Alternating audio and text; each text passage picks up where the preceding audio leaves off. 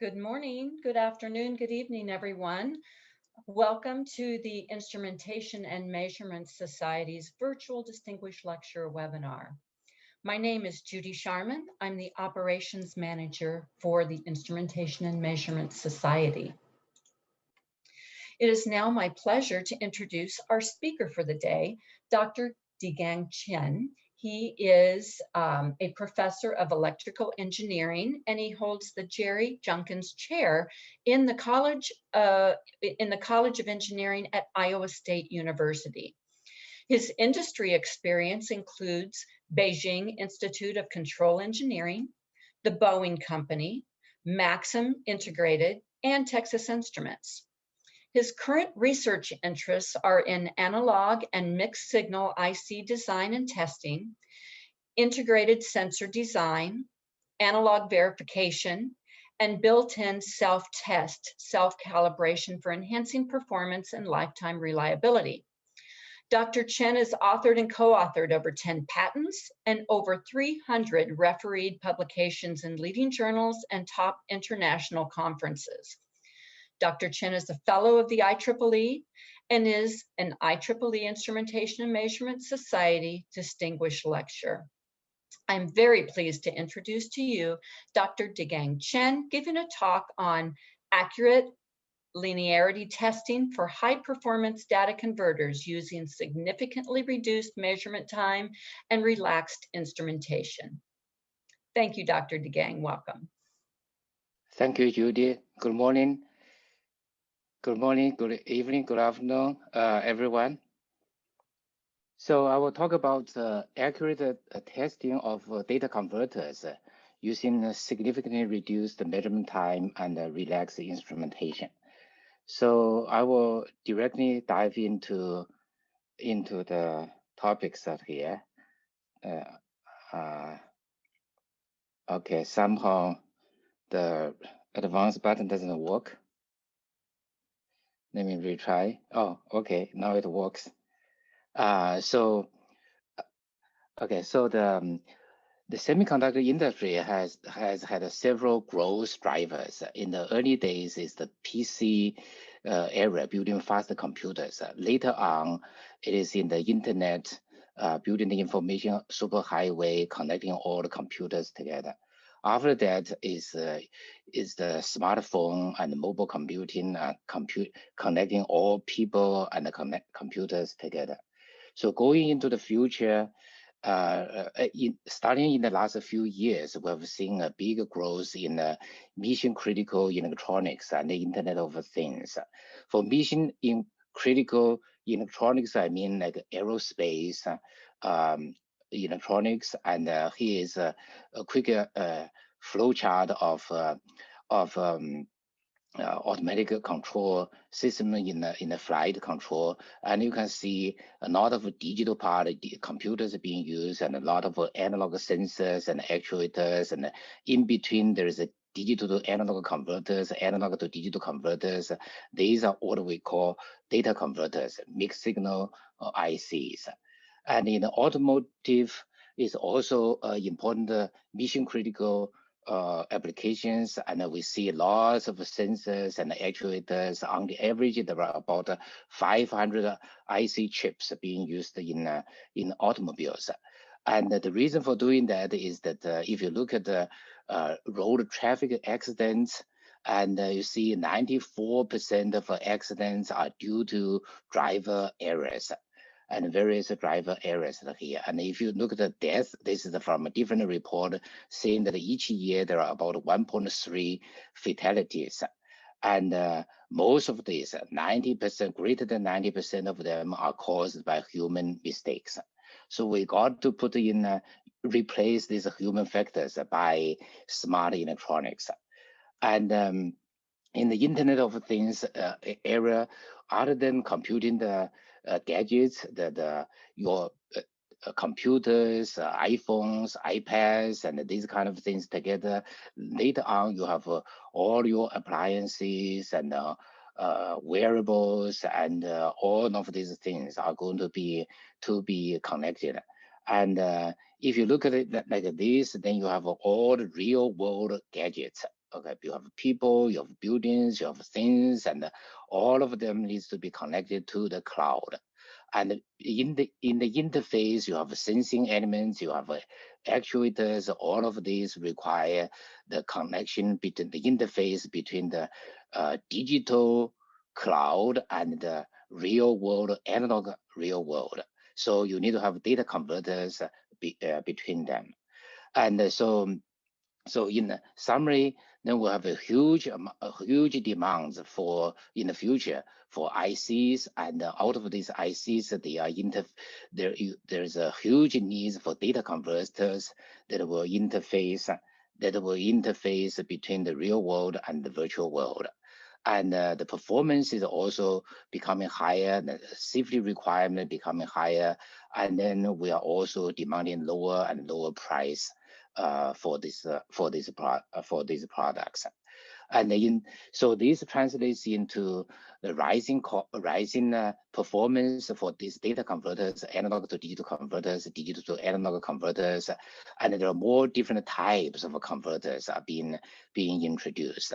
And there is a more different types of data converters and more different types of applications, and stringent requirement on test generation, stringent requirement on the measurement accuracy, and more complex test evaluation, etc. So in summary is that you have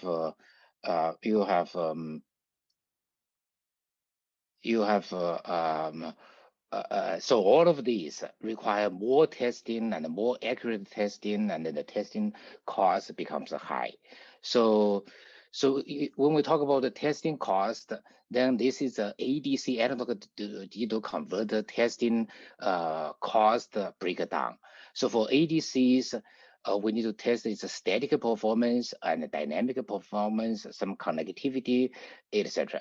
And out of the static test, we have the INL, DNL, linearity test, integral nonlinearity, differential nonlinearity. This is for INL, DNL, and then we have gain, error, offset, this kind of test. And overall, static test constitutes the bulk of the test cost. Dynamic test is another major portion. Other tests are really cheap. Out of these, then the linearity test, INL, DNL test, constitute the major bulk of static non-static test. So what we'll be focusing on INL, and DNL test. So, but what is INL? Let's take for background. Let's say you have a 3-bit ADC. 3-bit ADC, then you have 8 different codes, 0 to 7, and then you have your input, and you have an input range. Normalize the input range. This is 4 scale, and then this is 1/2 scale. 1/4 scale, 1/8 scale, and at each of this one you have in this range you have a code 0, and then in this range you have a code 1, and etc. So your transfer characteristic looks like this ideal staircase, and this midpoint of the rise, midpoint of the steps are all perfectly aligned on this linear line. This is the ideal ADC. But if you, for real ADC, then this 45-degree line will no longer pass through the midpoint of the step or the midpoint of the rise. So then the transition point will deviate from the ideal. Then there will be errors. So the transition point error is called the integral nonlinearity, and then the step size error from the average step size is called the DNL. DNL to INL is related by this relationship. So integral nonlinearity is the integral of the DNL, or the summation of the DNL. Now, so if you have a, ADC, then the typical conventional way to measure it is to put a ramp signal, and as the voltage increases, or your output code begin to change. So then each output code is hit by different number of times. So this is called number of hits per code. And for a code that with a narrower step, then you have a smaller number, and for one that is a wider code, then you have a more number of hits. So you can collect the histogram count, and you can compute the average, and then you can compute the average, and you can compute the deviation from the hits per count per code. The deviation from the average is the DNL, and you run the cum sum of this cumulative or integration, the cum sum of this one, then you get your INL. So this is how in industry the IEEE standard tells you how to measure the INL, DNL. Now for higher resolution, for 16-bit ADC, then the INL plot looks like this, and DNL plot typically looks like this.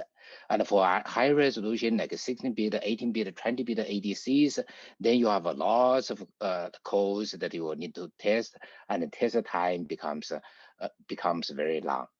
And the industry standard of doing histogram test is looks like this. You have a precision testing equipment that will generate a ramp signal or sine wave signal. You send it to the ADC, and the ADC will give you the digital output, and it will sort the output code into the different code to see how many code are hit so many times, and you send that data to a computer, and then you compute your INL, DNL. This process, then these equipments are, you have the test equipment, you have the handler, both are expensive, and then this signal generation is slow, takes a long time, and this collecting all the data is also depends on the ADC's speed, and it can take time, and then the transfer of the data to the computer, if you have lots of data to transfer, this also takes time. And the time is money, instrument is money. So, and so all of these are some pictures of the different types of instruments being used for doing this data converter testing, and general purpose testers, and focused bench equipment, and then you have these different brands, etc. So all of these have a common something in common, is that they are big and they're expensive, and but their performance are not good enough for the best ADCs, the 18-bit, 20-bit ADCs. These test instruments, these instruments' accuracy are not necessarily as good as some of the ADCs that you need to test. So this, so to solve this problem, to solve the accuracy requirement, to solve the test time and test cost problem, we have in our group, we have introduced a family of different test algorithms. In this meeting, in this seminar, I will talk about these. I listed 5 different methods here. So if I have time, I will go through all of these, but then if time runs out, I will skip some of these. So the first one here is trying to relax the signal linearity, the ramp signal or the sine wave generation, and we don't, this method allows us to not use super linear, super pure signals. And this method here, it allows us to dramatically reduce the data acquisition time by reduce it by 100 times, 200 times, etc., very fast. And this is a method for testing sigma delta ADCs, and this one also dramatically reduce the test time. And this is a method to combining this time reduction and the signal instrumentation requirement, and then come up with a simpler method. We call it user smile, and this one enables you to implement it on chip. And this method here is a method for digital to analog converter testing. It's called UI SMILE. And you can see that you have these three papers received the IEEE Cornfield Best Paper Award, and then this received the SRC Technology Invention Award. This is ITC Distinguished Paper there. So we'll try to go through these in sequence. And then the first one is that in accurate testing of your data converters, then you need to have a super linear input signal according to the IEEE standard. And then this signal's linearity needs to be 3-bit or 10 times better than the ADC that you are trying to test. Suppose you have a 20-bit ADC, then this signal generator needs to be 23 bit linear. So 20-bit requires 1 ppm. This about 20-bit has 2 to the 20 that many points. So you normalize it is 1 part in a million. So 10 to the 20, 2 to the 20 is about 1 million. So the linearity requirement would be 0.1 ppm. So there's no instrument that can generate such so linear ramp signals. So if the ramp signal is non-linear, so if this linear, then you can use the histogram count. This is the histogram count formula for computer INL in the IEEE standard. But if the signal is non-linear, then this formula is no longer true. And if the non-linearity of the signal will become your measurement result for your ADC's linearity. So then how do you solve this problem? So then we come up with this method called stimulus error identification and removal. Then we use non-linear signals to feed it into the ADC, but then we do it twice. So then in the 2 times, the second signal is just a constant shift from the first signal. But between these 2 signals, then if we look at when the ADC's output code is transitioning from code K in this range is code K, and in this range is code K plus 1. So this is the transition voltage TK. So we know that the both signals at this transition time, it is equal to TK. For the second signal at this transition, at its own transition time, is also equal to TK. Then we can write the 2 equations. We can say that the TK is equal to the first signal at the first transition time, and the TK is also equal to the second signal at the second transition time. But the transition time is based on the signal. This signal, we can do a basis function expansion of the nonlinearity in the signal, and we do the same thing for the second signal. And then this TK is unknown. If we subtract these 2 equations, then we get one equation involves only the measured data, these TK transition times, and the basis functions that are known functions. So we get a whole bunch of these such equations. Then we can find, we can compute the coefficients. Once we compute the coefficients of the nonlinearities, then we can remove it, and then we can get the accurate ADC characterization. So put this thing together, then we have a method, the SEIR method.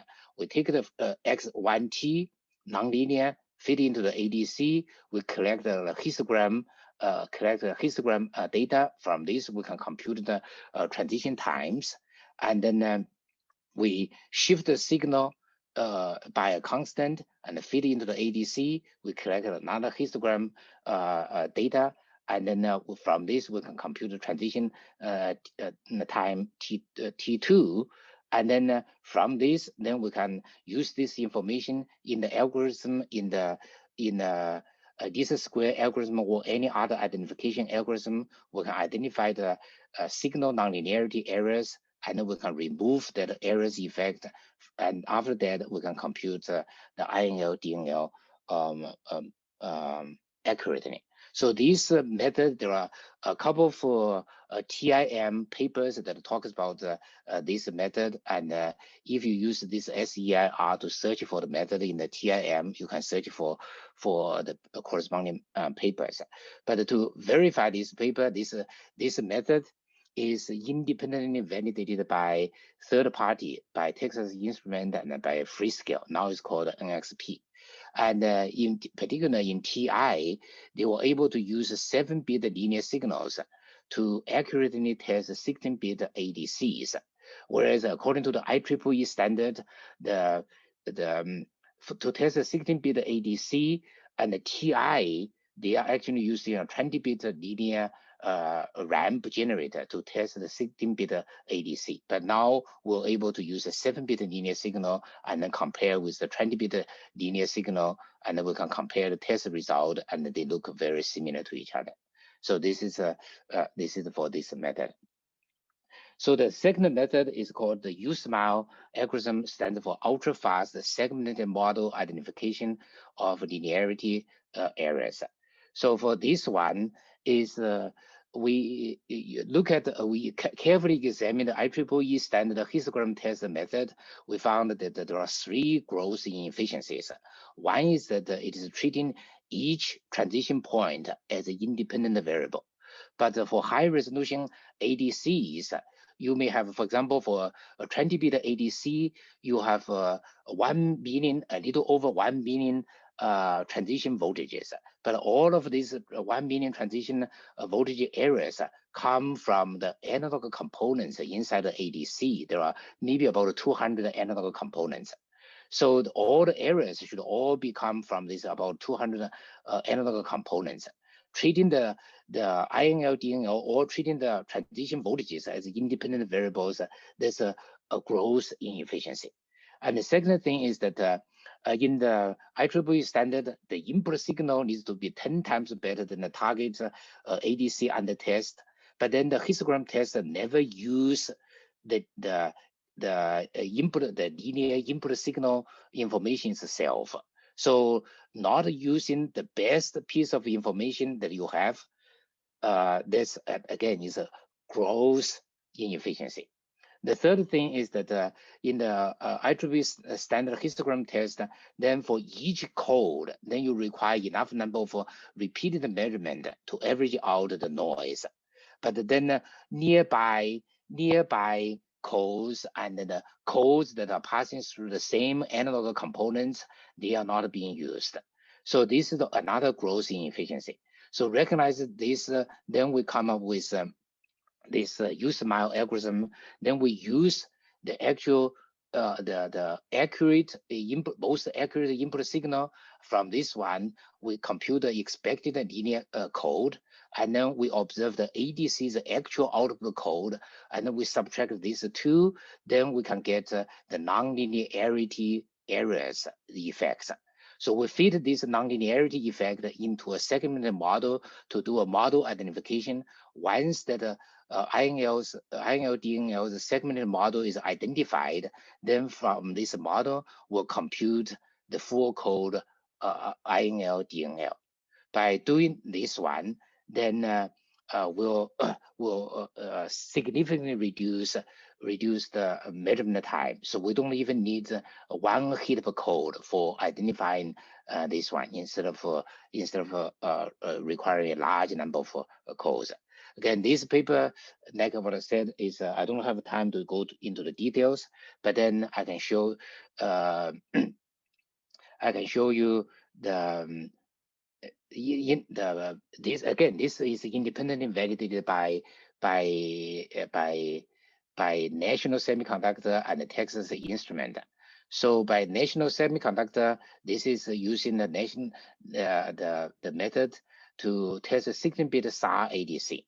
And red is using the USMILE algorithm, and we use a total of 2 to the 15. So one sample per every 2 code. And whereas the blue is using the IEEE standard sine wave histogram test, and they are using 128 samples per code. So we use 256 times less data. But you can see that the USMILE falls in the middle of the blue. So the shape is the same, but then we have less noise. And this is for a different part. we reduce the test time, data acquisition time by 256 times. Again, you can see that the agreement of the INL shape is very well, but then our noise is a little bit less. So this is another measurement data. This is to compare the so-called golden standard for INO measurement. This is using the servo loop. So this is for scientific characterization of data converters. And in this case, the blue is using servo loop, and it takes about half an hour, so well over 1,000 seconds. Whereas the red is using the USmile algorithm, and we just take one sample for every 4 code. And so it takes less than 0.1 second. And so this is like well over 10,000 times faster. But then you can see that the INL shape and the DNL shape, they match pretty well. But if we zoom in, we can see that around the first 70 code, the INL and the DNL, the red and blue, they follows each other very well. And this is near the first MSB segment transition, near the code 1024. And then it has a pretty good, very good match. And then this is a near 1/4 scale. And this is near the 4 scale, okay? So this, you can see that they match very well. In fact, the engineer who are doing this comparison, the engineer says that they have never seen the histogram test method matches with the servo loop this well. So this is an excellent match. So the next one I'm going to talk about is this what we call SATM. SATM stands for simultaneous AC/DC test with orthogonal multi-excitation. So this method not only tests the static test, but also provide dynamic test.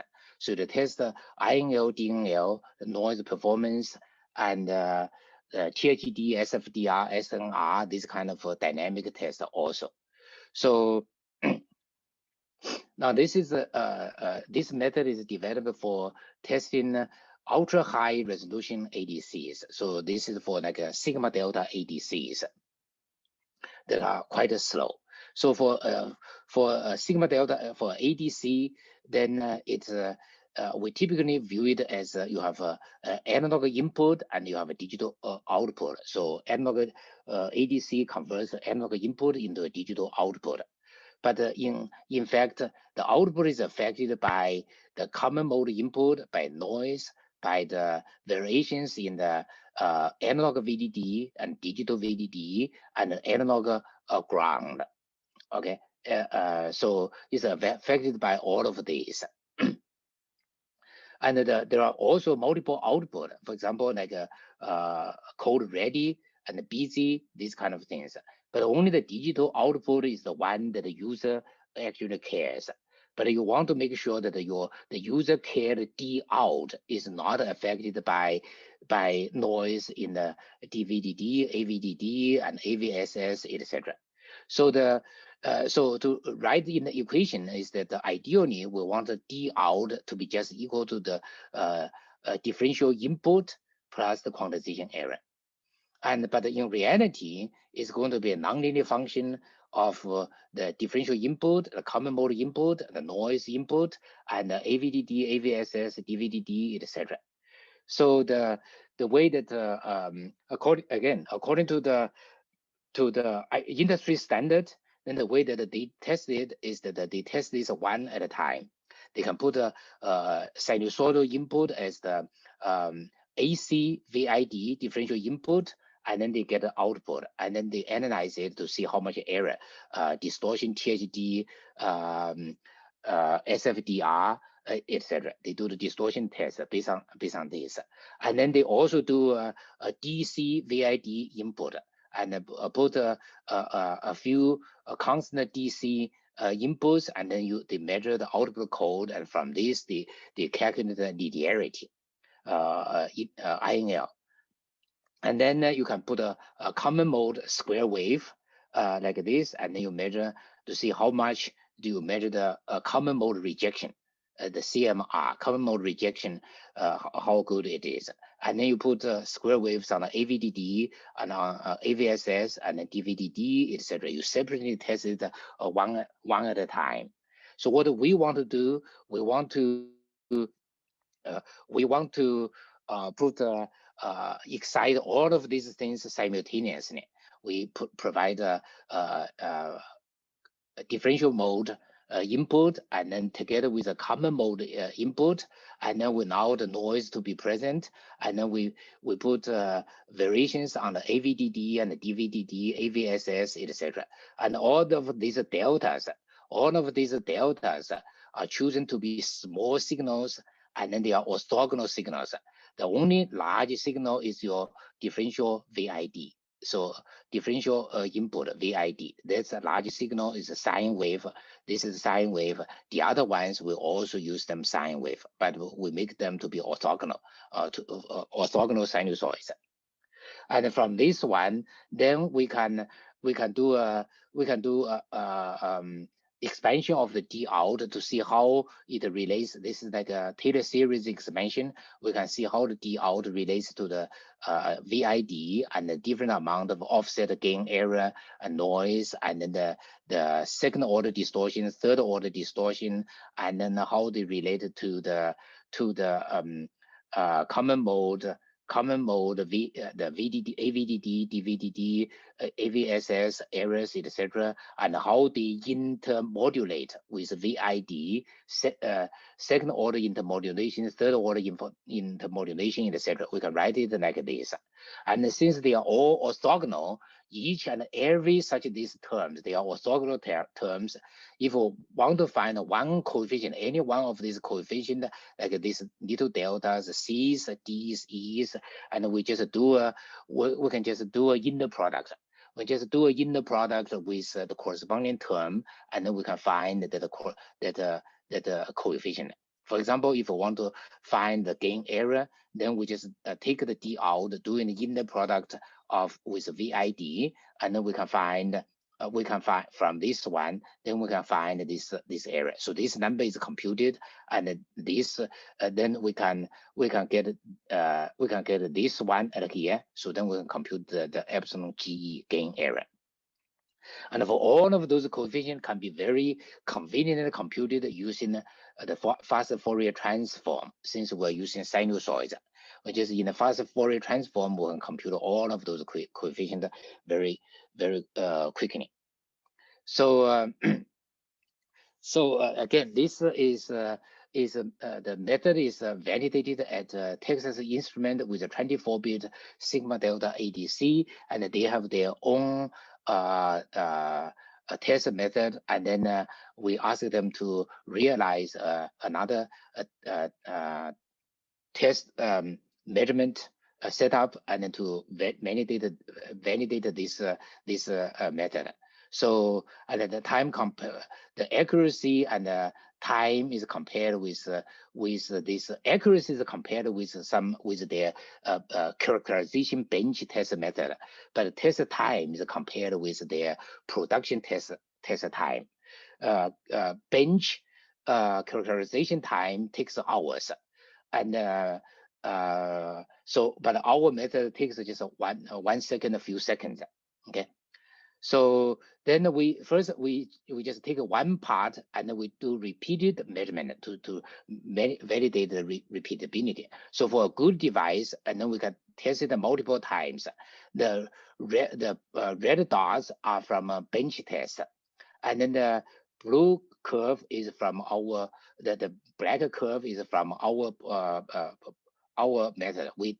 We measure at 496 points. The bench test, they only have enough time to take 21 points, because each time measurement it takes quite a bit of time. Okay, so this is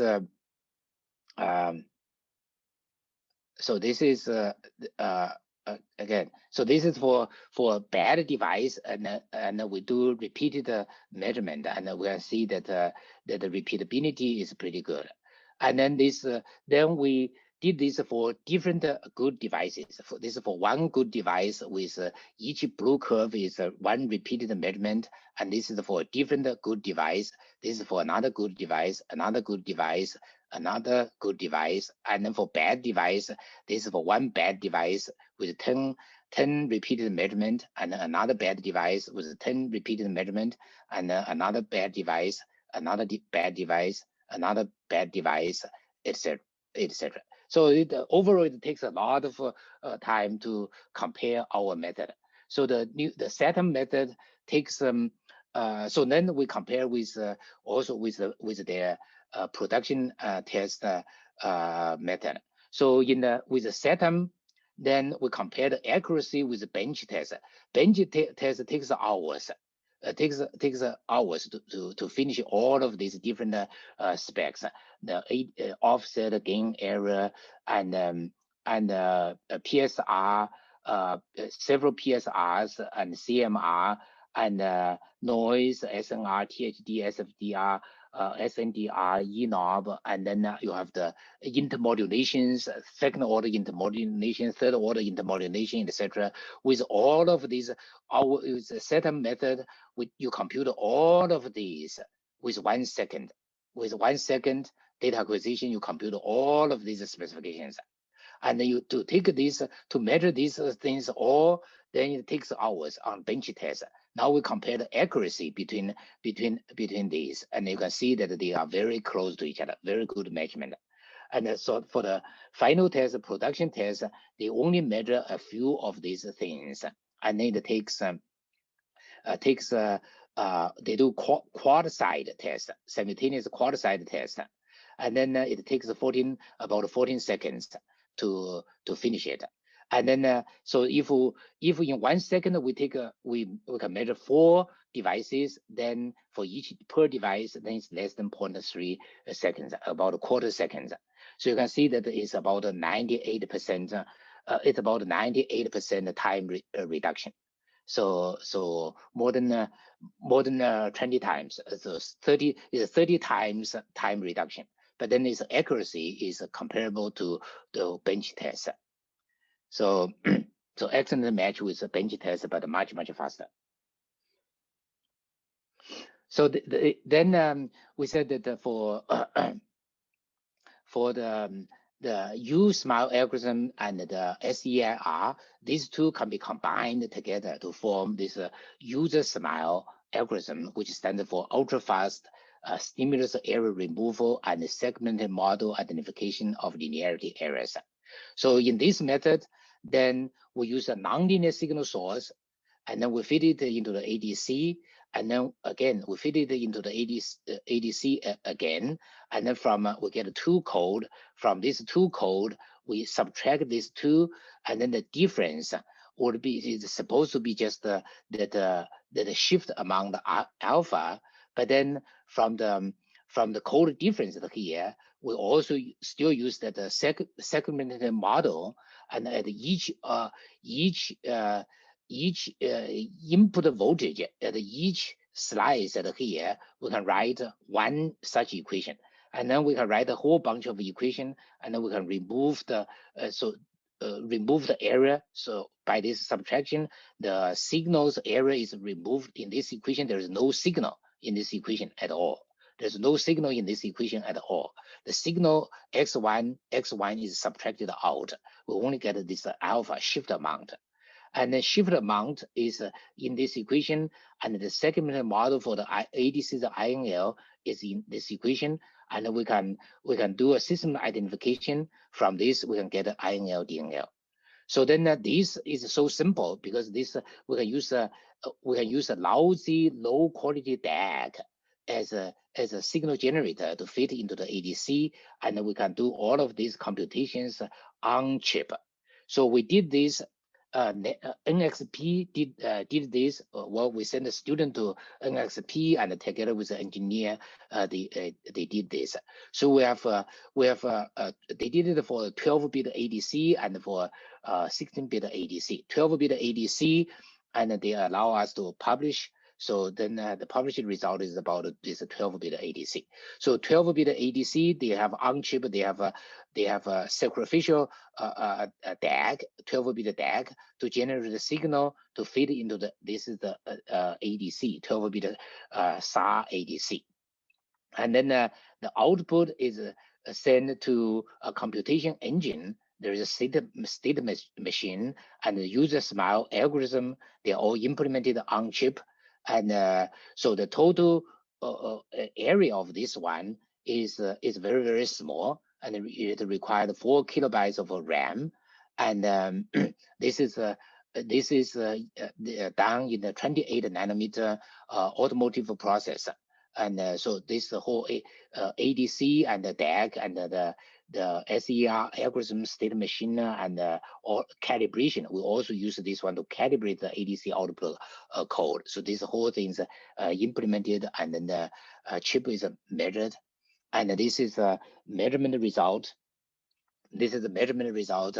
This you can this is looking the DNL, and this is the INL, and then to compare with since this is a chip, we don't know what is the true INL DNL. We use the IEEE standard histogram method to test the INL and DNL, and we compare the two. You can see that they match very well.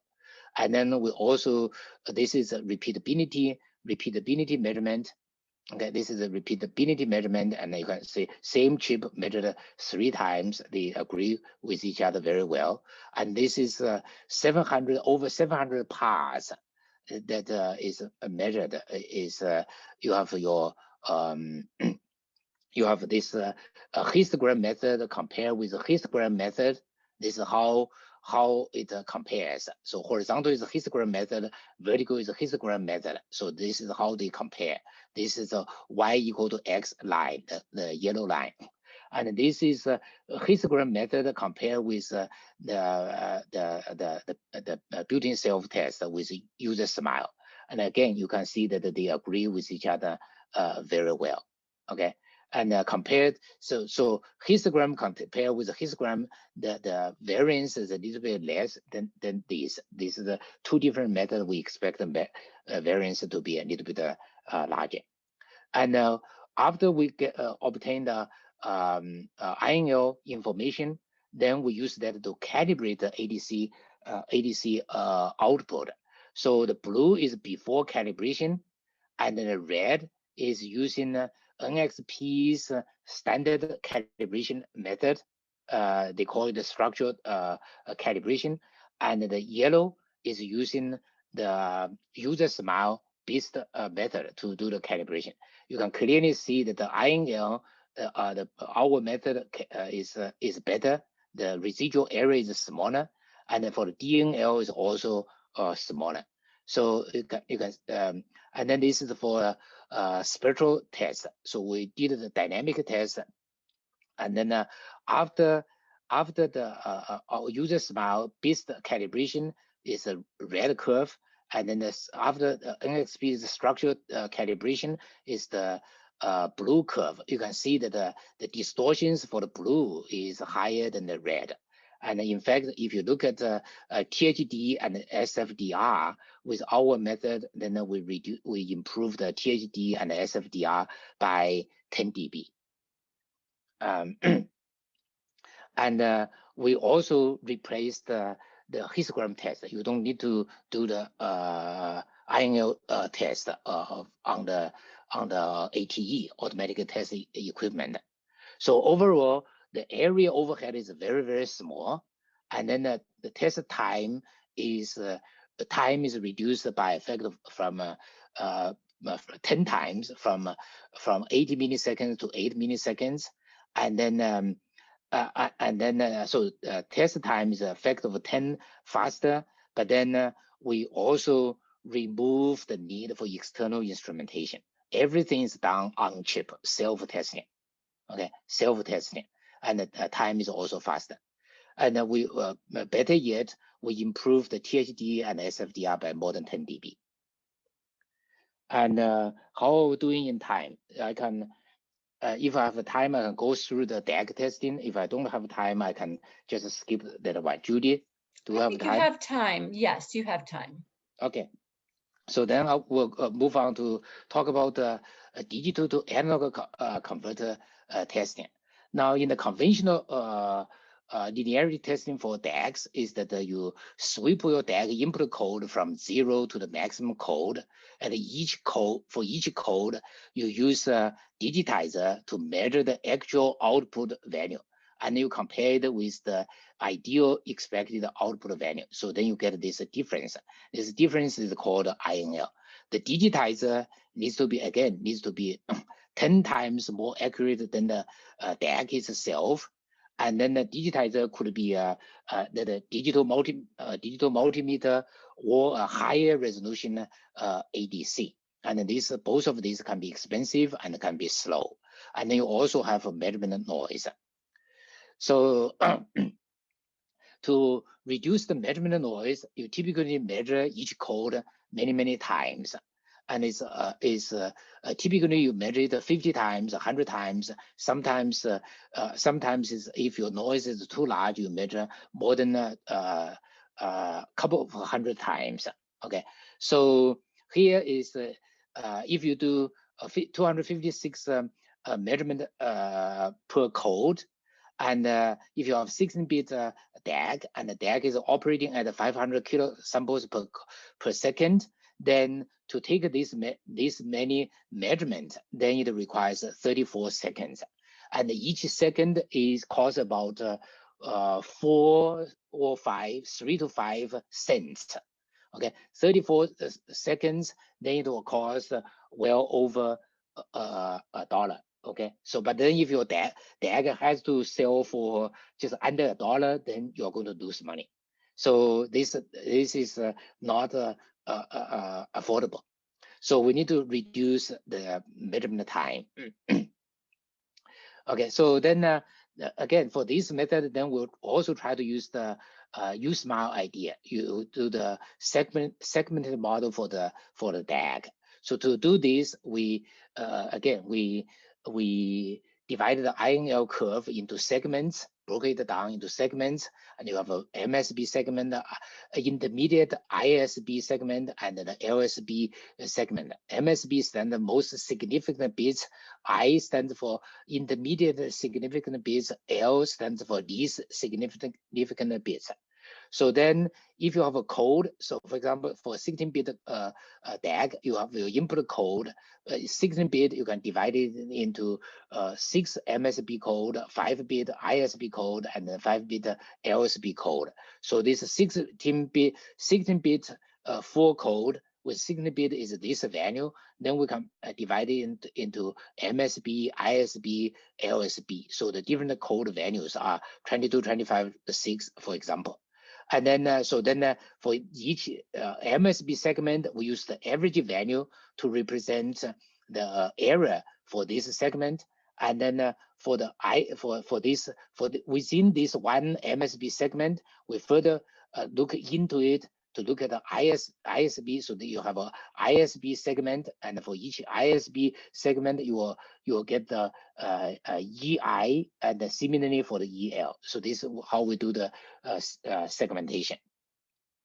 Okay, so then for each code, you have your measured code, and then you have your expected code, and then you have the error. From this error, then we get an error signal, and then we write this error signal into this segmented model here. And then we repeat this for the different codes, and then we get a whole bunch of such equations. But the total number of unknowns will be 2 to the n MSB, and 2 to the n ISB, and 2 to the n LSB. So if we, for 16-bit, then this is 655, then this is the 64 plus 32 plus 32. So 128 parameters that we need to identify. To identify these 128 parameters, we don't need a whole lot of equations. If we do one code measurement, we'll have 65,000 equations that will enable us to identify these 128 parameters. To do this identification, then for each code, then we have the, So this EMs and EIs and ELs, we can put them into a vector, and then each time we get a measurement error, then we write one such equation. When we repeat many of this one, then we put it into a big matrix equation. Now from this big matrix equation, then we can do this square to identify this E to compute these quantities. Okay. So the graphically is that we get a noisy measurement. This is with a small number for this is the graphical representation. But then in reality is that we get a whole bunch of a noisy measurement like this, and then we run our algorithm. Then we can get the INL nice clean INL curve that looks like this for the DAG. And we can compute the time savings factor TSF. And so you can use the number for so this is the 2 to the n. This is number for calls, and so if we do the different segmentation, we can do this to do the time savings factor. For example, for a 16-bit, if we do 844, then we have a time savings factor of 228.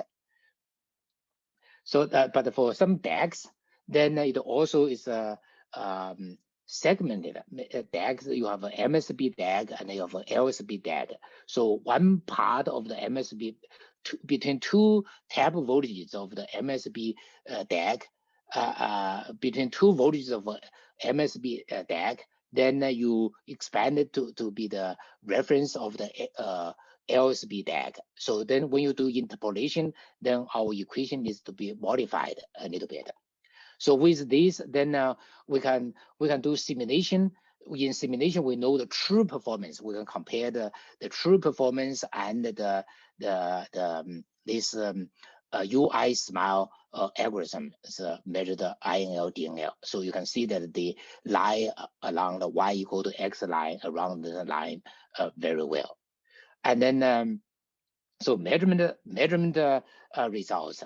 So again, this is at the TI Houston, and we did lots of measurement. The students spent 7 months there to take a measurement and process the data. And so this is for one particular DAG, we can compare the INL, this is the INL curve with different methods. So in this paper, we presented the UI smile. There's some other methods, the standard method that we're comparing. So we can see that if we zoom in, we can see that this UI smile and the reference, they agree with each other the best. It's hard to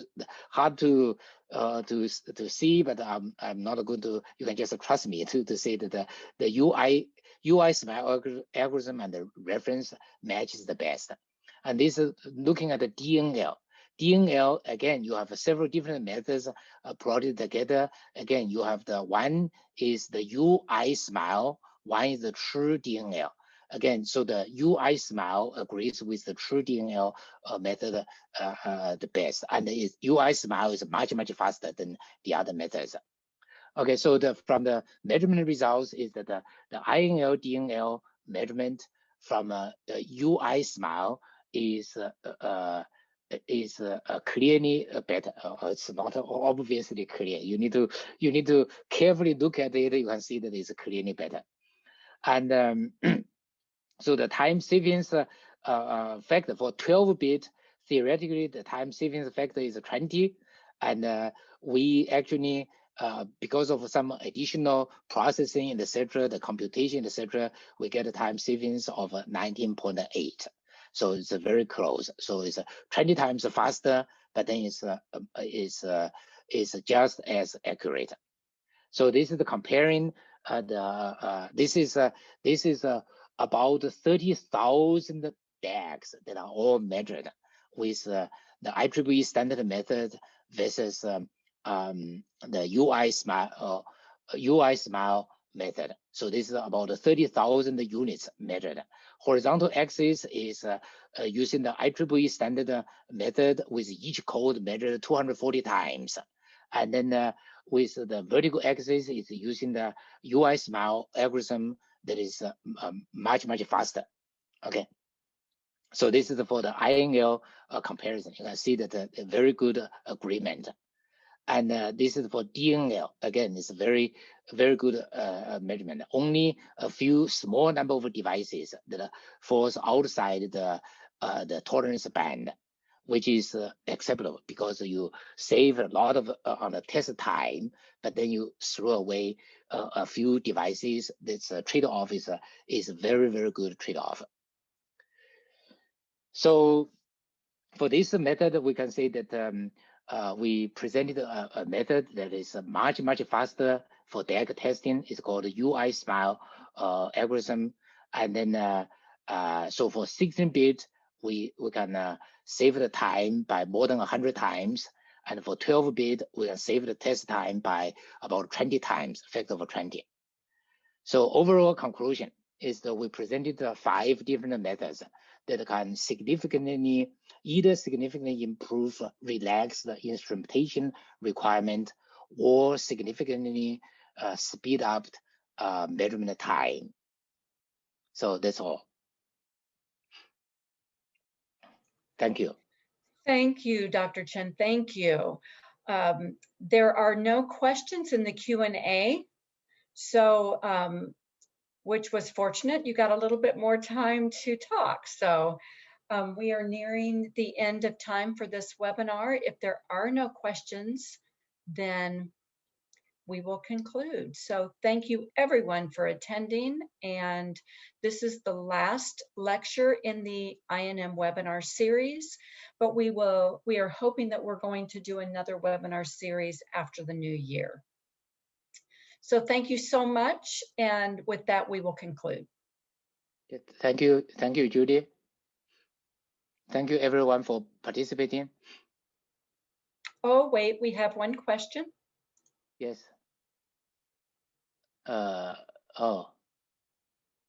What is the future for improvements?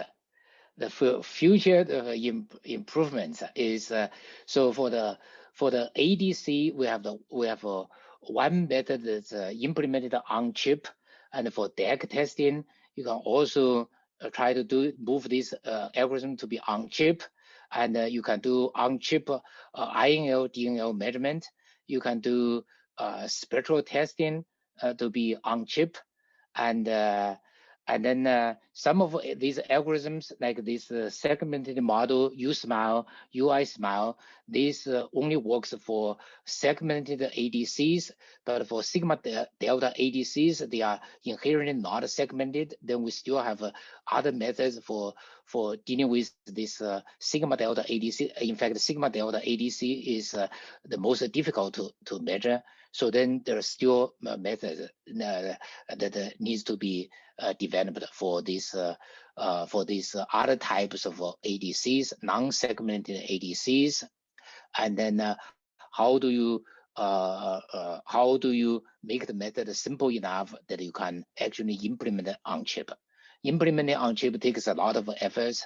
So if any company would like to explore doing this, you can contact me, and then we can talk about how we work together to implement this. So this is one way of improvement. Great. Thank you. Ray. Thank you very much. We have another one that just came in. How to guarantee missing code in the condition of this measurement? So the missing code is important thing,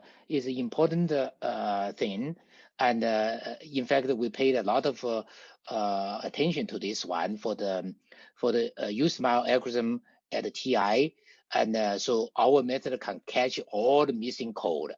It can catch all the missing code, and missing code is no problem. So the USmile algorithm can catch it easily, but the problem is that if you want to implement the on chip, we may actually intentionally make the MSB caps to be smaller so that you create missing code. Missing code, we can easily identify them, and then in calibration we can get rid of them. And but wide code, is an issue. Once you have a wide code, then it's not calibratable. So when you want to implement it, then you want to provide a design in the hardware to guarantee that you have missing code, but never have any wide code.